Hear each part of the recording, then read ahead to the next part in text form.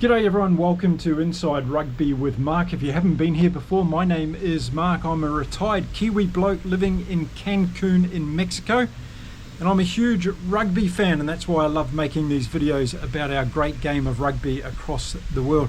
Now in this episode I'm going to talk about the All Blacks specifically. I've looked back at their performances since Scott Razor Robertson took over as coach. And I can assure you all, before you start putting it in the comments, I'm not here to bash Razor. I'm simply looking at how the All Blacks are going over the last 12 months and what's ahead of them and what I think they need to consider given some of the facts that I've uncovered today. So let's get into the video. So if you're a subscriber to my channel, thank you very much for doing that. If you've been watching my videos for a while now and you haven't subscribed, please hit the subscribe button. It doesn't cost you anything and it helps me out a lot. Okay, I'm going to talk about the All Blacks and speed versus strategy, the Plan B dilemma. And yes, I think there's a bit of a dilemma that the All Blacks should at least think about, because they've got some big games coming up the remainder of this year. And are we going to see similar results? Well, I hope not. What I've done first of all is I've had a look at the 16 games that the All Blacks have played since the beginning of the 2024 international season, right up until the 2 games against France this year. And they've averaged so far 28.3 points per game, which is a pretty good average as far as international rugby goes. However, if you look at the performances against the Springboks in the last 5 outings against the Springboks, you'll see the All Blacks have only scored 15.4 points per game. So that poses the question, as far as I'm concerned, does this desire for the All Blacks to play at pace and speed for as long as they can in the 80 minutes actually pay out in the end? Well, we saw against Argentina last year that Argentina had the ability to come back on the All Blacks in that second half of that game and actually win that game in Wellington. South Africa beat the All Blacks in those 2 games in South Africa, and the All Blacks weren't able to come back and pick up those games in the last half. And then we saw the game against France where France got the lead and the All Blacks were not able to run them down, even though there was a point in it at the end.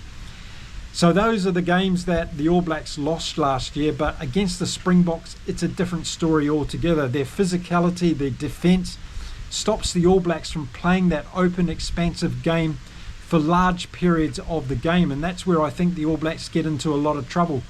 We've got 2 amazing test matches coming up in New Zealand this year, one at Eden Park against the Springboks, and then a week later at Wellington we're going to be playing South Africa again.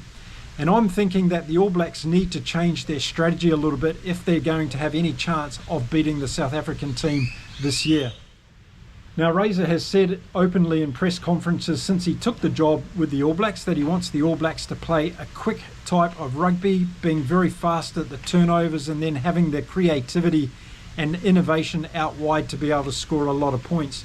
Nothing wrong with that strategy if it's working well and if an opposition team is not able to close you down. But we have seen that on occasions against the All Blacks, that opposition teams have either been able to outscore them, as Argentina did last year, or in the 2 games against South Africa, the defence and their ability to disrupt the All Black game when playing at pace had a significant outcome on those particular games.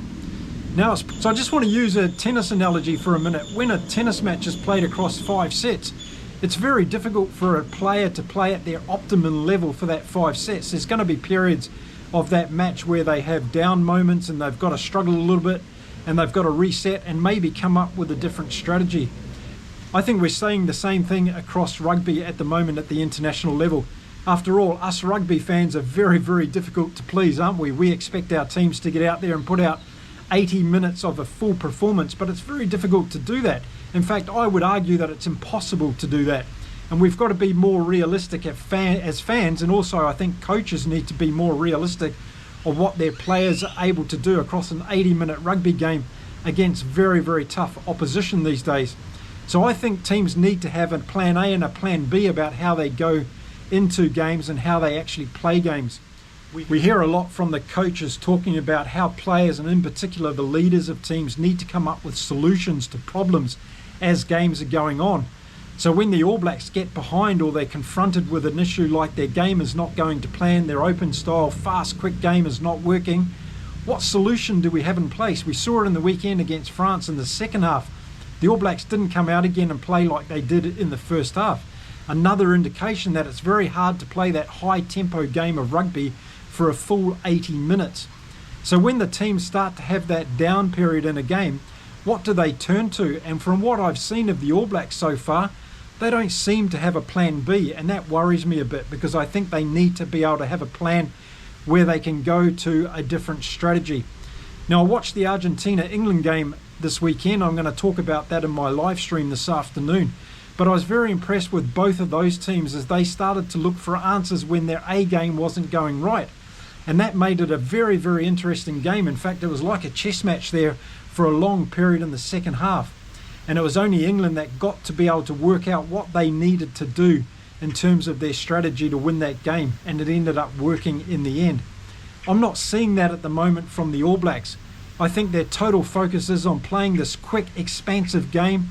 When we see a lot of errors coming into the game, whether it be handling errors or missing opportunities at the turnover, then the All Blacks strategy seems to go out the window and they don't seem to have another plan that they go to. Of course, I'm being picky. I want my team to win all the time, but it's very, very difficult, of course, against the best opposition in the world.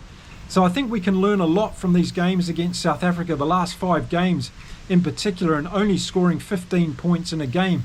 It's obvious the All Blacks' open, expansive game is not working against the best team in the world. So we need to come up with another strategy. We need to have perhaps a better kicking strategy. We need to be able to keep the ball in the inner channels rather than trying to go out wide and scoring the tries through the midfield and the wings and the back three all the time. Maybe the All Blacks need to sit down and look how they counteract the physicality of the South Africans up front, and in particular their quick defensive line as well. That's something that needs to be incorporated, I believe, in a plan B for the All Blacks. You know, we see it a lot across all professional sports. When a team or an individual player works out how their opposition plays and their go-to play for most of the time, they come up with a strategy to be able to counteract that. And I think a lot of teams are now working out how they can actually beat the All Blacks and the kind of strategy they need to bring to each of those games. As I said, we saw it with Argentina last year, we saw it with France last year, and of course we saw it with the South African team not only last year, but over the last 5 games. So I think it's time for the All Blacks to look at how they can come up with another strategy that the opposition's not expecting. We're seeing fantastic innovation out of Rassie Erasmus with the Springboks. Why aren't we seeing similar ideas coming out of the All Blacks when the All Blacks are expected to play at that high-paced game? Teams are going to be able to be quicker up in their defensive line. We saw Ireland doing that very successfully as well against the All Blacks in recent years. You know, there's no doubt about it. We all love seeing the All Blacks in full flow, scoring brilliant tries. And maybe Razor's strategy is that if we've got 29 or 30 points on the board at half-time, it's going to be very difficult for teams to beat us in the second half. And that could be true. But the key here is that it's very difficult for the All Blacks to play that type of rugby for 80 minutes. And we're seeing it week in, week out. I would challenge you in the comments here. Let me know when you last saw an All Blacks 80 minutes performance going full gas at their opponent. It doesn't happen very often. In fact, I would argue if it ever happens at all. Yes, the All Blacks have scored a lot of points in their first half against a lot of the major teams in world rugby. But again, I highlight the South Africa problem. The All Blacks are not scoring that amount of points against South Africa, therefore not giving themselves that buffer at half time to be able to manage the game in the second half. So my argument is we need another plan. And what is that plan?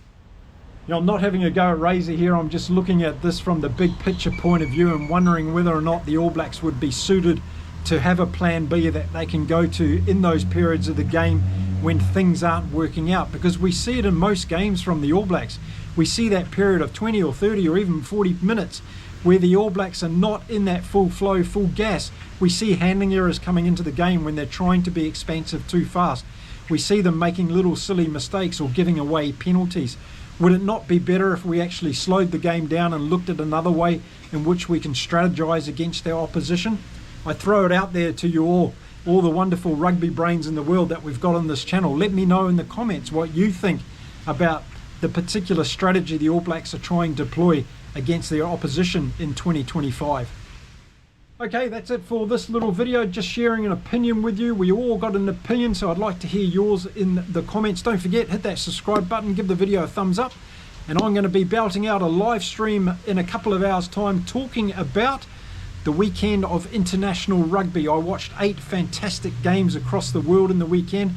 Going to give you my views and feedback on those. We'll talk about who I thought the player of the week was this weekend. And I look forward to hearing all of your thoughts and comments on that live feed. I'm going to be doing this every Monday now, a recap of the weekend's rugby, coming to you from Inside Rugby with Mark. Okay, I better go and prepare for that. I'll be back again soon. Until next time, stay safe, stay well everyone. Keep enjoying your rugby across the world. It's time to say adios from beautiful Cancun in Mexico. Bye for now.